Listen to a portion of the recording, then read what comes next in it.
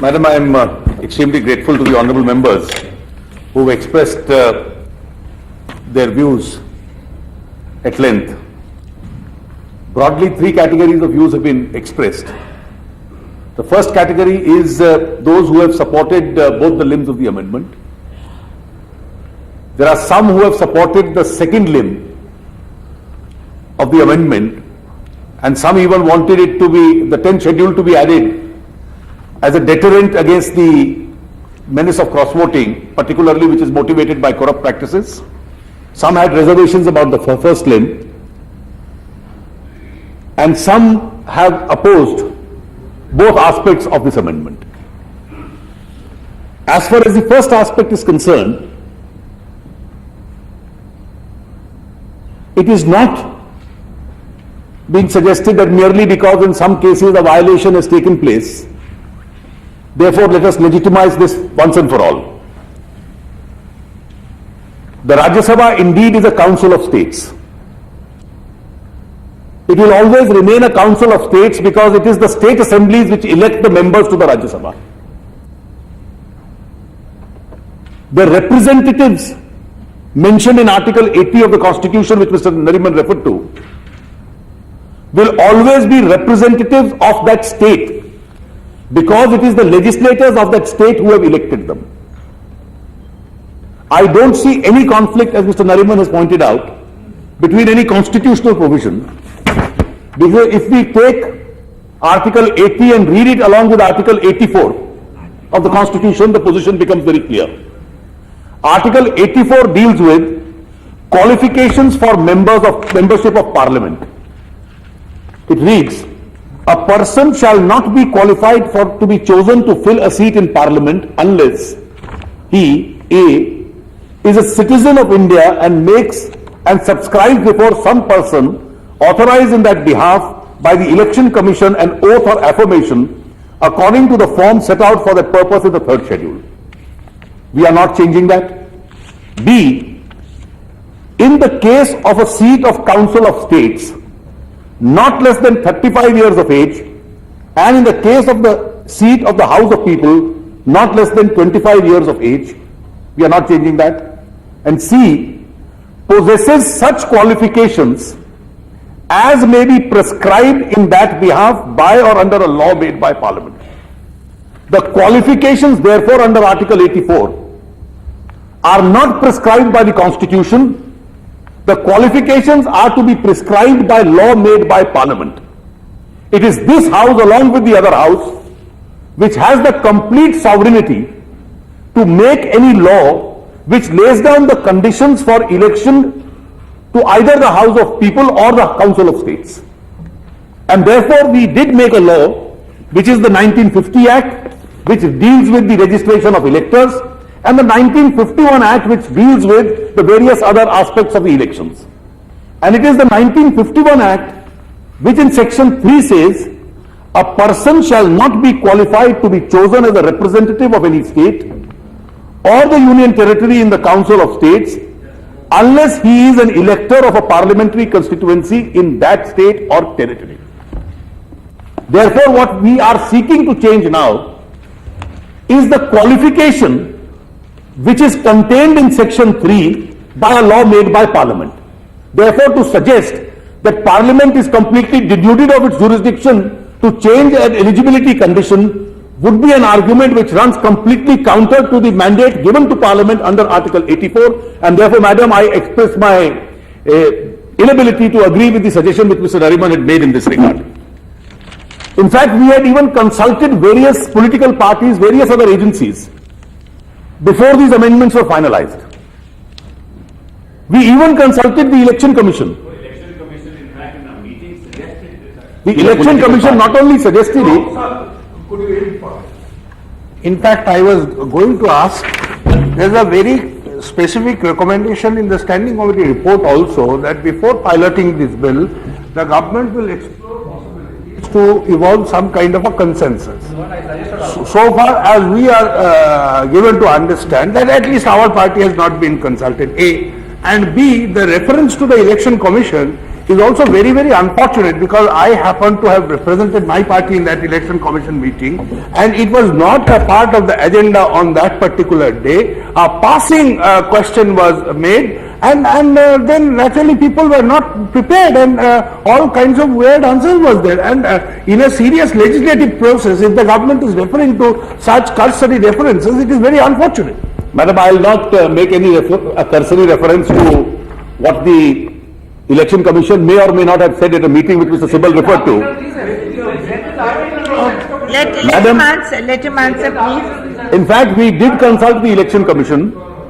The Election Commission had somewhat different views on the second question of open voting. But on this election, on this question, I'll just read what the Election Commission informed the government. I am to refer to your letter dated so and so on the subject above and state that the full commission, after due deliberation, is of the view that the proposal to do away with the requirement of residence of a particular state for contesting election to a council of states from that state is in order and has the support of the commission.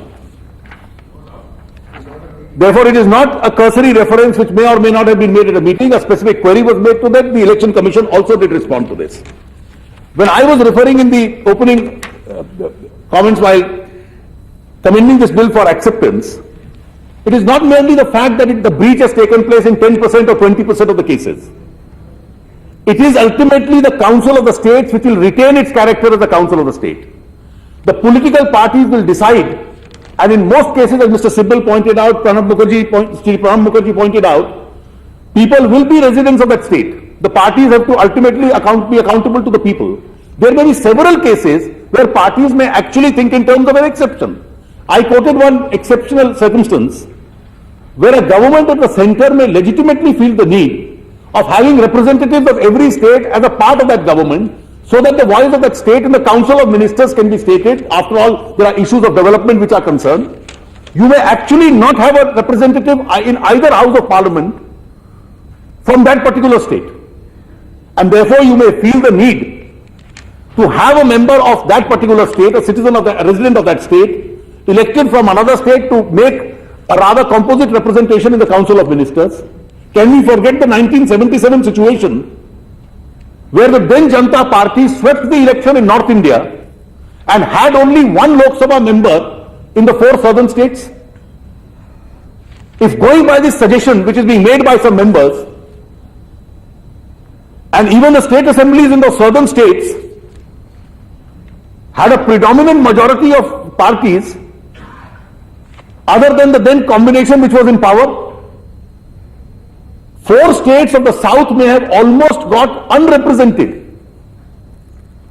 If members of, if residents of that state had not been got elected to the Rajya Sabha from other states, and therefore both in the interest of federalism as also in the interest of a composite representation, this having a larger flexibility of this kind, so that in exceptional situations, whether it is men of merit, whether it is to give representations to particular states in the Council of Ministers, this experiment has proved to be somewhat successful.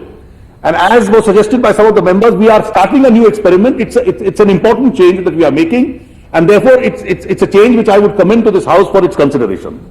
As far as the second limb of the amendment is concerned, I wish to just say this. It is not merely by agreement of political parties. It is extremely fashionable today, even in the world outside this House, to somewhat consider that political parties or political individuals do everything for their personal interest or some interest of their parties or not motives. After all, we represent a predominant section of the society, and therefore when main political parties discuss issues, they give their stand, which they may agree, they may disagree. They do it in what they feel the national interest is. And therefore, in these cases, the interest is, when you say that there is an agreement of political parties, there is no such agreement. There are many parties who are very close friends of ours who have expressed a reservation here or there about certain provision. It is not that they have a motive, they have a genuine concern when they have expressed the reservation. There is a legitimate concern amongst political parties. It is not a question of indiscipline in a political party. A question of indiscipline within a political party may arise where there are two views in a party and some people decide that some other candidate should be put up. It's a case where we are finding that a trend has started where when large amounts are being offered to legislators in the states and amounts are so absurdly large, secrecy is going to conceal that corruption. Merely because your vote would not be known, you can quietly take large amounts of money, and as some of the members pointed out, take it in some cases, I think Shri Bhandari pointed out that take it from more than one person, in some cases, and then quietly go and vote against the political party. Therefore, what is sought to be checked is not the very discipline of a political party, but this tendency which has just about started. We've had some experiments, some members from Maharashtra did give a specific illustration with this regard. And therefore, we have started this experiment. We've started seeing this experiment of money playing a very important role. And therefore, one of the purposes of legislation is that it must have nexus to the evil sought to be curbed. And the evil sought to be curbed in this case is not somehow to control party disciplines. The evil sought to be curbed is that we are members of the Legislative Assembly who vote are falling prey to these temptations. This trend has started, it is growing, and therefore this House, using its legislative jurisdiction, must step in and curtail that particular menace which is building up. This is the objective with which this particular amendment has been brought about. And Madam, with these words, I commend to this House this amendment for acceptance. There was one last point which Shri Bhandari mentioned. In fact, not only Mr. Lalu Prasad Yadav has mentioned this, outside and earlier also, even Mr. Mulayam Singh Yadav has written a letter that it is time to consider that what is being done in the context of the Rajya Sabha election should also be extended to the legislative councils. We have examined this matter.